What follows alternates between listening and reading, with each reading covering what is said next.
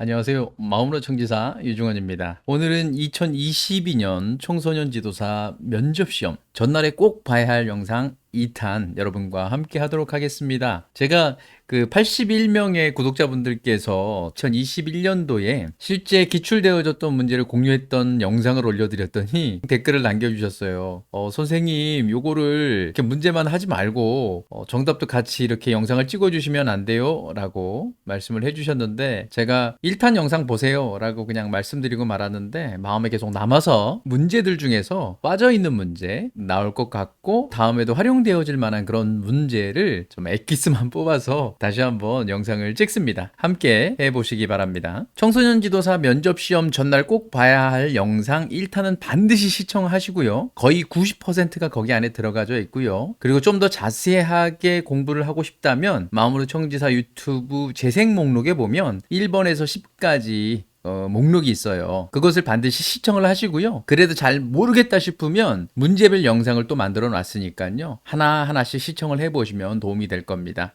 지금 제가 얘기하는 게 무슨 말인지 모르겠다 싶으시면 이 영상 아래쪽에 설명란에 주소들을 쭉 링크를 해 놨어요. 여러분들 그 링크에 따라서 하나씩 눌러보시면 공부하시는데 특별하게 문제될 것이 없을 거라 생각됩니다. 2021년 기출문제, 자, 이제 문제를 읽고 그거에 대해서 답변을 말씀을 드릴 테니까 조금 빨리 가더라도 여러분들 이해해 주시기 바랍니다. 청소년 지도사로서 현재 청소년을 대상으로 할 수 있는 수업 자격이 있는 것은 무엇이며 어떻게 활용할 것인가? 저는 개인적으로 아래 한글 워드 프로세서 1급 자격증을 가지고 있습니다. 청소년들에게 체계적으로 문서 작성 능력을 지도해 줄 수 있습니다. 실제 제가 사회생활을 하다 보니까 자신을 피할하기 위해서 컴퓨터 워드 작성 능력을 기본적으로 필요하다는 것을 절실하게 느꼈습니다. 꼭 자격증 취득 을 위한 활동이 아니더라도 프로그램으로 기획 운영해보고 싶습니다. 자, 두 번째 문제입니다. 청소년 활동을 방해하는 청소년, 규칙을 지키지 않는 청소년을 어떻게 지도할 것인가요? 다른 방법으로 묻기도 해요. 식사 시간에 돌아다니는 청소년을 어떻게 지도할 것인가요? 라는 이런 질문인데요. 요건 저번에 있던 문제랑 좀 약간 비슷한 문제이기는 해요. 청소년도 성인과 똑같은 인격체입니다. 질문의 의도는 성인과 동일한 조건으로 청소년을 대하느냐라는 질문인데요. 단체 활동에 어려움을 초래할 경우에 먼저 참여 청소년 당사자에게 불편한 것이 무엇인지 먼저 확인을 하고요. 불편 요소를 제거, 조치를 해줬음에도 불구하고 동일한 상황이 발생 시에 지속적인 활동 참여 의사 여부를 확인하고 모임의 원칙과 규정을 검토하여서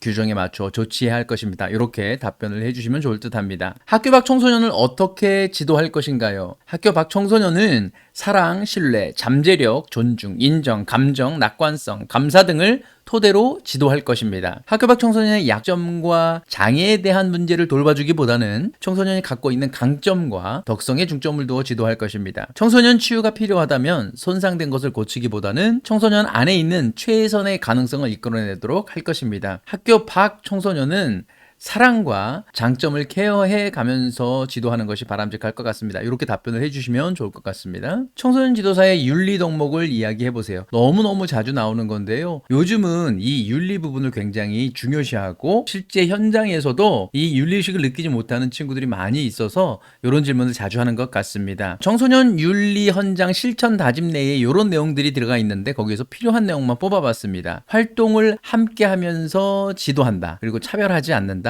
지속적으로 자기 개발에 힘쓴다. 활동 환경 개선을 위해서 관심을 가지고 노력한다. 어떠한 사적인 이익도 취하지 않는다. 건전한 성윤리의식을 지키며 청소년을 대상으로 이를 실천한다. 삶의 모범이 되는 윤리의식을 함양하고 실천한다. 자, 이런 내용을 여러분들 이야기해 주시면 좋을 것 같은데 다 이야기해도 좋지만 차별하지 않고 자기 개발에 힘쓰고 사적 이익을 취하지 않고 성윤리의식을 지킨다. 이 정도만 얘기해 주셔도 좋을 듯 합니다. 생각보다 이 질문이 굉장히 많이 나와요. 뭐 수련원에 청소년 지도사가 몇 명이 있어야 하냐, 아니면 수련관에 몇 명이 있어야 하냐, 막 이런 질문들인데요. 수련관은 기본이 4명이에요. 1급은 반드시 1명 이상은 분명히 있어야 하고요. 그 다음에 수영 정원이 250명이 넘어가면, 원래 이제 기본 수영 정원이 500명인데 500명에서 250명이 넘어가게 됐을 때, 그러니까 751명이 되어지면 한 명의 청소년 지도사, 급수랑 상관없이 한 명을 더 추가 추가로 배치를 해야 된다라는 거예요. 그럼 몇 명이 되냐라고 물었을 때 4명에 1명이 더 플러스 되면 5명이 되어야 한다라는 거죠. 자, 수련원은 수용적인 500명 이하일 때는 2명만 있으면 되거든요. 근데 여기는 반드시 1급이 1명 있을 필요는 없어요. 하지만 2급이나 3급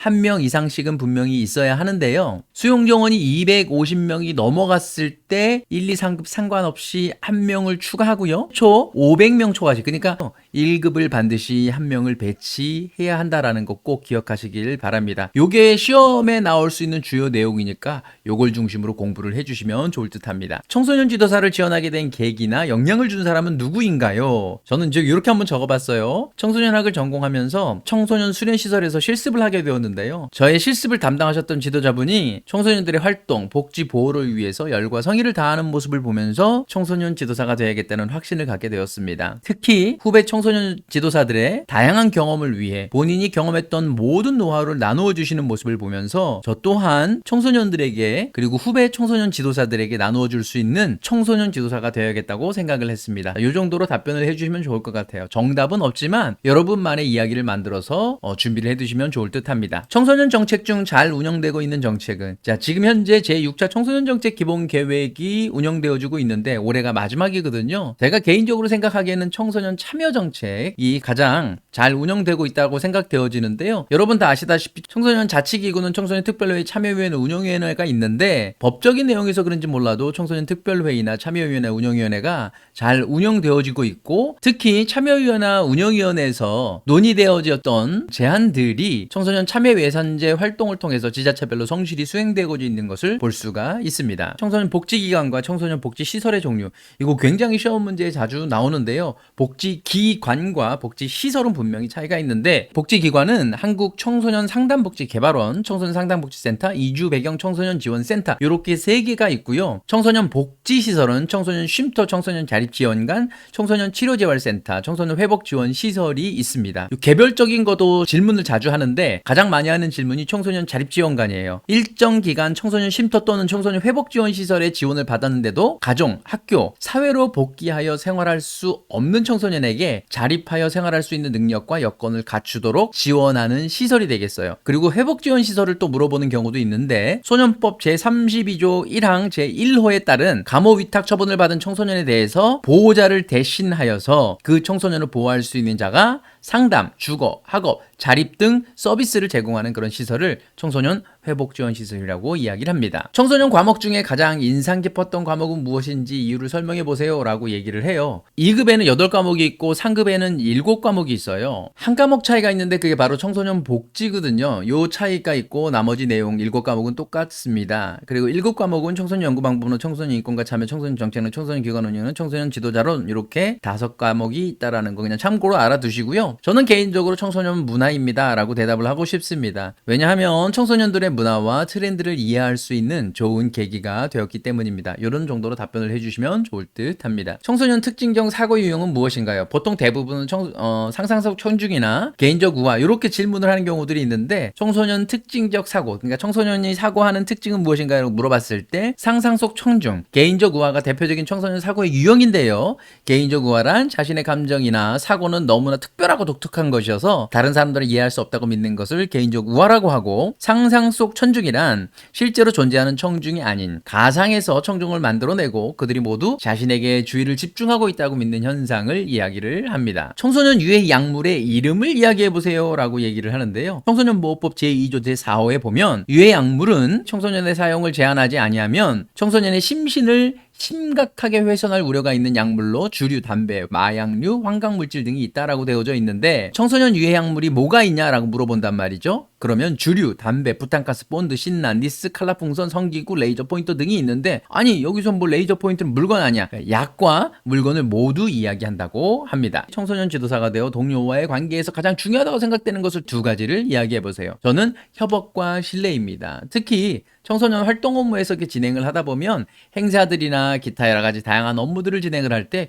협업이 굉장히 중요합니다. 그리고 뿐만 아니라 상호 신뢰해 갈 수 있는 그거는 꼭 청소년 지도사뿐만 아니라 모든 직장 생활이 다 그러듯 신뢰가 굉장히 중요한 부분인데요. 동료뿐만 아니라 직장 상사 그리고 후배 청소년 지도사를 위해서 가장 필요한 부분이 아닌가 생각됩니다. 청소년의 리더십 향상을 위해 청소년 지도사는 어떻게 합니까? 라는 얘기인데 큰 얘기로는 리더로서 스스로 점검하고 리더 자신의 발전을 도모할 수 있는 다양한 방법들을 제시해 줘야 된다. 그리고 두 번째로 실제로 그런 것들을 리더로서 경험을 했던 사람들을 소개해 주는 것, 사례 제시가 있고요. 세 번째로 마지막으로 청소년 지도사 스스로가 리더십의 표본이 되어줄 수 있는 솔선수범하는 것이 필요합니다. 이렇게 답변을 해주시면 좋을 것 같아요. 청소년 지도사는 다양한 방법을 제시하고 사례를 제시해주고 솔선수범해야 한다는 것입니다. 인파워먼트가 뭐죠? 라고 이게 질문을 하게 되는데요. 인파워먼트란 권리 강화, 권한 위임이라는 말로 리더가 업무 수행에 필요한 업무 재량이나 책임 및 권한을 구성원에게 위임함으로써 조직의 성과를 향상시키는 것을 말합니다. 자, 인파워먼트의 구성 요소로는 자율성, 유능감, 행동력, 자기결정력, 자기 옹호력, 자기 효능감, 자존감, 자신감, 통제력, 집단의식, 문제 해결 능력 등이 있습니다. 라고 대답을 해주면 되고요. 혹시나 인파워먼트가 왜 중요하죠? 라고 이야기를 한다면 청소년이 자기 주도적으로 사회생활을 해 나갈 수 있고 자기 삶을 영위해 나갈 수 있도록 하기 위해서는 인파워먼트의 역량을 강화하는 것이 필요합니다. 라고 이야기를 해주면 될 듯합니다. 청소년 지도사의 사회적 지위 향상을 위해 필요한 것이 무엇인가요? 라고 질문을 하게 된다면 저 같은 경우는 이렇게 대답을 하겠습니다. 청소년 지도사의 전문성을 강화하거나 청소년 수련시설의 공공성을 강화하는 것이 필요할 것 같습니다. 전문성 강화는 자격제도의 변화, 그러니까 시험의 난이도를 향상하고 실습제도의 의무화가 좀 필요할 것 같고요. 공공성 강화는요, 청소년 지도사도 사회복지사처럼 일정 부분, 특히 이제 행정은 공무원, 그러니까 청소년 육성 전담 공무원화 되었으면 좋겠습니다. 라고 이야기를 하면 좋을 것 같습니다. 청소년 수련활동 신고제의 역사에 대해서 답변을 하라는 그런 기출문제가 있었는데요. 실제 수련활동 신고제가 만들어지게 된 게 국토대장정과 같이 활동 과정에서 사고 우려가 높은 청소년 수련활동 등에 대한 안전사고 예방을 위한 조치 마련 욕구가 증대되었을 시기인데 이 시기가 2013년 시기인데 2013년 11월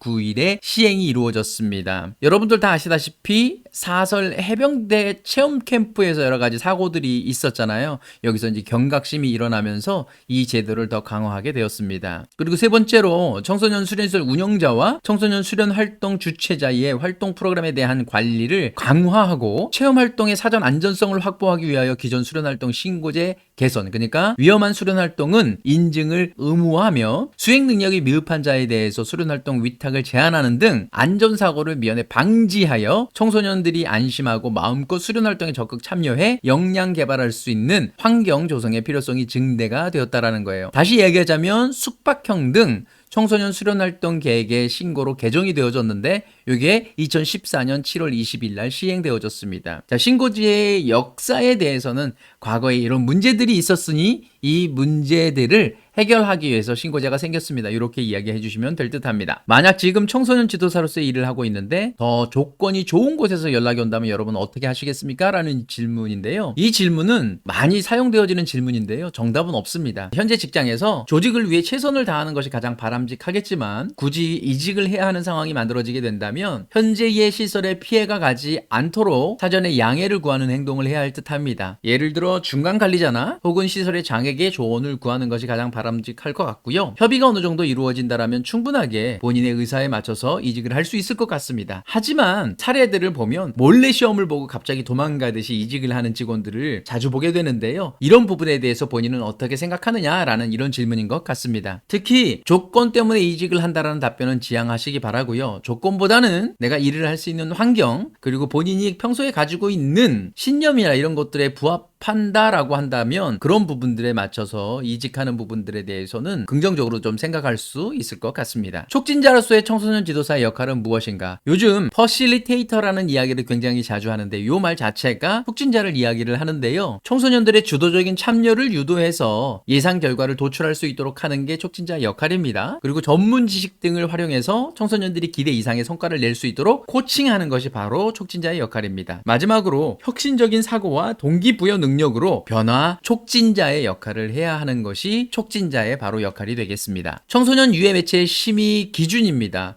나이 이런 얘기도 나왔는데 일단 나이에 대해서는 제가 어떻게 좀 찾아볼 수는 없었고요. 유해 매체 심의 기준입니다. 청소년에게 성적인 요구를 자극하는 선정적인 것이거나 음란한 것, 청소년에게 포악성이나 범죄의 충동을 일으킬 수 있는 것, 성폭력을 포함한 각종 형태의 폭력 행사와 약물의 남용을 자극하거나 미화하는 것, 청소년의 건전한 인격과 시민의식의 형성을 저해하는 반사회적 비윤리적인 것, 기타 청소년의 정신적, 신체적 건강에 명백히 해를 끼칠 우려가 있는 것, 이런 것들이 유해 매체 심의 기준이 되겠습니다. 청소년들의 은어 사용에 대한 자신의 생각을 이야기해 보세요. 요거는 장점과 단점 두 가지로 표현해 볼 수가 있는데요. 장점은요, 은어 사용을 통해서 청소년들이 스트레스를 풀고 또래 집단 간의 유대감을 강화시킬 수 있다는 장점은 있을 수 있는데요. 단점은요, 은어 사용이 일정의 정도를 넘어가면 청소년에게 악영향을 끼칠 수 있기 때문에 적절한 선에서 올바른 언어 교육이 필요합니다 라고 이야기를 해주시면 좋을 듯 합니다. 청소년 활동 신고제에서 꼭 신고해야 하는 대상은 위험도가 높은 청소년 수련 활동이 되겠는데 수상활동, 항공활동, 산악활동, 장거리 걷기 활동, 그 밖의 활동 등이 되겠습니다. 프로그램 내용은 여러분들이 보시면 좋을 것 같고요. 학교 폭력에 대한 여러 가지 질문들이 조금 있는데요. 이 내용 한번 살펴보도록 하겠습니다. 학교 폭력의 5가지 종류는 시제폭력, 언어폭력, 금품갈취, 따돌림, 성폭력 이렇게 5가지가 될 거고요. 학교 폭력이 발생하는 원인을 한번 이야기해 보세요 라는 질문들이 있어요. 개인의 심리적인 요인인데요. 요거는 자아 통제력 및 타인 존중 의식이 미약할 때 발생하고, 가정적인 원인인데요. 가정 내 인성교육 부재, 과잉 보호가 학교 폭력을 발생하게 하고요. 사회적 원인은요, 교육 시스템적인 원인과 학벌 중심의 사회적 원인이 되겠습니다. 마지막으로 정부로 인한 원인은요, 가해 피해 학생 선도 및 보호 지원 시스템 프로그램이 부족합니다 라고 이야기를 해주시면 좋을 듯 합니다. 청소년 지도사의 역할은 무엇이며 본인이 생각하는 가장 중요한 역할은 무엇입니까? 요거는 학자가 얘기한 2가지 정도로 표현해 보면 좋을 것 같은데요. 박선영이라는 분이 청소년 복지 증진 및 도모, 청소년 수련 활동 지원, 청소년 교류 촉진, 청소년을 위한 환경 조성, 청소년 프로그램 개발 및 교육. 보통 일반적으로 청소년 역할이 무엇입니까? 청소년 수련 활동을 지원해주고요. 청소년 프로그램을 개발하고 교육합니다. 요런 정도 이야기를 많이 해주시죠. 그 다음에 서희정, 구경희, 이은진이라는 분이 이런 말씀을 하셨어요. 관리 행정과 변화 촉진가, 교육자, 그 다음에 활동 촉진자, 프로그램 기획자, 프로그램 운영자, 네트워크 구축자, 네트워크 운영자 이렇게 이야기를 하는데 요 2번째에서는 변화 촉진자 아니면 주도적으로 활동을 촉진시키는 자 이런 정도로 이야기를 해주시면 좋을 듯 합니다. 청소년 지도사 직무, 그러니까 NCS는 무엇이며 본인이 생각하는 가장 중요한 역할은 무엇입니까? NCS라는 게 National Competency Standard라고 얘기를 해서요, 국가 직무 능력 표준이라고 얘기를 하는데요. 이원희 씨가 얘기를 한 내용 중에 행정관리, 사업 및 프로그램 개발, 기획, 사업 및 프로그램 운영, 사업 및 프로그램 평가, 네트워크 이런 내용들이 조금 있고요. 서희정, 구경희, 이은진 씨가 얘기한 내용 중에 기관 운영 관리, 프로그램 예산 관리 및 집행, 조직 구조 및 풍토 개선, 청소년 교육, 청소년 상담, 요구 분석, 프로그램 설계 및 개발, 프로그램 운영, 프로그램 평가, 인적 네트워크 구축, 조직 간 협력 체계 구축, 동아리 조직과 운영. 그러니까 결국은 청소년 지도사로서는 이런 일을 할 줄 알아야 됩니다 라는 그런 거에 대한 직무 표준이 되겠습니다. 청소년 지도, 상담, 복지의 차이는 무엇입니까? 기존에 나와 있는 내용들이 조금 없어서 제가 좀 편집을 좀 해봤는데요. 청소년 지도는요, 청소년들의 긍정적인 성장과 발전을 위한 다양한 개입을 이야기하고요. 청소년 상담은요, 청소년 내담자와 상담자의 관계에 의해서 촉진적인 의사소통을 통해서 청소년이 개인적 문제에 대한 자기 이해 및 자기 지도력을 알도록 도와주는 과정을 이야기를 합니다. 마지막으로 청소년 복지는 청소년이 정상적인 삶을 누릴 수 있는 기본적인 여건을 조성하고 조화롭게 성장, 발달할 수 있도록 제공되는 사회적, 경제적 지원이 되겠습니다. 오늘 야외 프로그램 일정이 있는데 밖에 비가 오고 있습니다. 어떻게 할 것인가에 대한 답변을 하세요. 일반적으로 실외 프로그램을 계획할 때 우천시 그리고 폭염시에 대비하여 실내 프로그램을 미리 준비해야 하는데요. 준비된 프로그램에 맞추어서 활동을 진행하면 되겠습니다. 특히 수련활동 인증 프로그램 인증 시에 우천시, 그러니까 비상사태 대비 프로그램도 함께 계획해야 인증을 받을 수 있습니다 라고 이야기를 하시면 되겠습니다. 제6차 청소년정책 기본계획 중 청소년 참여 및 권리 증진이라는 파트 전략 목표가 있는데요. 중점 과제에 대해서 설명을 해보세요. 2가지 중점 과제가 있는데 청소년 참여 확대와 청소년 권리 증진 기반 조성이 있습니다. 먼저 1-1의 청소년 참여 확대는요, 지역사회에서 청소년 참여 확대, 학교에서의 참여 및 권리 증진, 그 다음에 청소년 참여 방식의 다변화가 되겠습니다. 권리 증진 기반 조성은요, 청소년 인권 및 권리의식 제고, 청소년 근로권리 침해 예방 및 보호, 아동 청소년의 여가권 신장, 청소년 정신건강권 보호, 청소년 신체건강권 보장 이렇게 이야기하시면 되겠습니다. 청소년의 4대 권리를 이야기를 해보세요 라고 얘기를 한다면 저는 이 질문 같아요. 유엔 아동 권리 해방 내의 권리가 4가지가 있는데요. 생존권, 보호권, 발달권, 참여권이 되겠습니다. 청소년 프로그램 개발 순서를 이야기하고 첫 번째 기획과 끝단계 평가가 필요한 이유를 설명해 보세요 라고 질문을 하실 텐데요. 프로그램 개발 순서는 기획, 설계, 마케팅, 실행, 평가가 되겠는데요. 기획이 필요한 거는요. 프로그램에 관련된 상황을 분석하고 프로그램 개발의 기본 방향을 설정하는 거고요. 마지막으로 평가는요. 일정 기간 동안 실시된 청소년 프로그램을 대상으로 하여서 그것이 의도한 대로 잘 수행되었는지를 판단하고 완료하는 과정을 이야기를 하면 되겠습니다. 청소년 수료 활동 인증 기준에 대해서 설명해 보세요. 자, 공통 기준은 프로그램 구성, 프로그램 자원 운영, 지도자 자격, 지도자의 역할 및 배치, 공간과 설비의 확보 및 관리, 안전관리 계획이 되겠고요. 개별 기준은요. 숙박형은 숙박관리, 안전인력 확보, 영양관리자 자격, 이동형은요. 숙박관리, 안전관리 인력 확보, 영양관리자 자격, 이동관리 휴식관리가 포함되고요. 특별 기준에는요. 위험도가 높은 활동에서는 전문 지도자의 배치, 공간과 설비의 법령 준수, 학교 단체 숙박형에는요. 학교 단체 숙박형 활동 관리, 비대면 실시간 쌍방향에는요. 실시간 쌍방향 활동 운영 및 관리, 비대면 방식 콘텐츠 활용 중심은요. 콘텐츠 활용 중심 활동 운영 및 관리, 비대면 방식 과제 중심 수행에는요. 과제 중심 수행 활동 운영 및 관리가 그 내용이 되겠습니다. 자, 2020년도에 새로운 예상 문제를 몇 가지 한번 뽑아보도록 하겠습니다. 먼저 참여권에는 이제 2가지 형태가 있는데 선거 연령과 피선거 연령이 있는데 요거에 대해서 한번 설명을 해보세요. 대통령, 지방자치단체장 및 지방의회 의원의 선거권과 피선거권을 한번 살펴보면요. 크게 선거권, 피선거권 2개로 나뉘는데요. 선거권은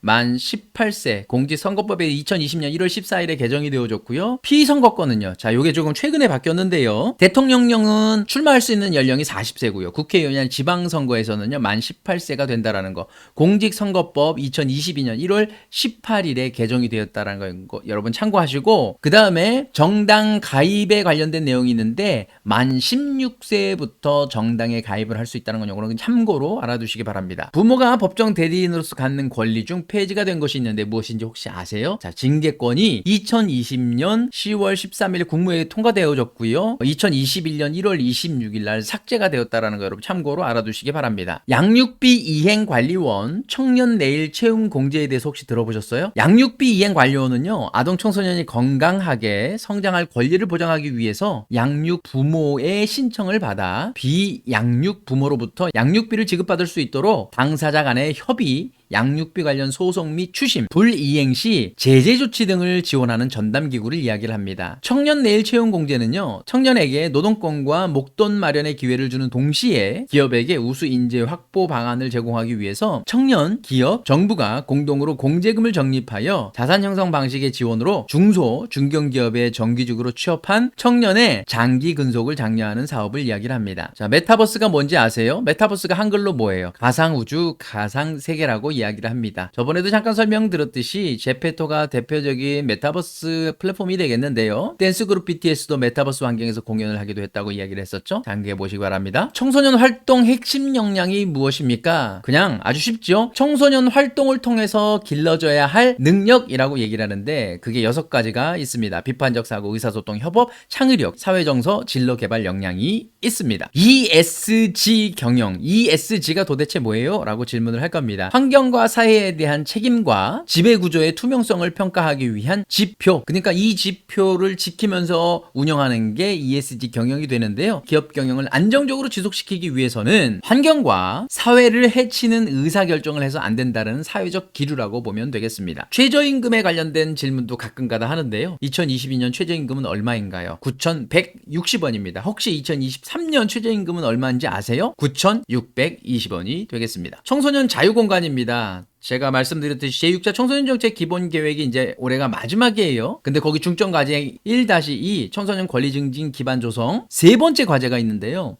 아동 청소년 여가권 신장을 위해서 놀이 여가 공간 제공을 위해 수행 중인 사업은 무엇입니까? 라고 물어볼 수도 있어요. 청소년 자유공간 설치인데요. 요즘 대부분 청소년 재단에서 청소년 시설들에서 청소년 자유공간을 설치 운영하고 있습니다. 예를 들어서 수원시 청소년재단에서는 청개구리 연못이라는 자유공간을 운영을 하고 있고요. 파주시 청소년재단은 쉼표라는 자유공간을, 고양시 청소년재단은 그냥 자유공간 이름이라고 그대로 사용을 해서 자유공간을 운영하고 있습니다. 청소년 지도사로서의 여러분의 꿈을 응원합니다. 이 동영상을 보셨기에 여러분은 합격하셨습니다.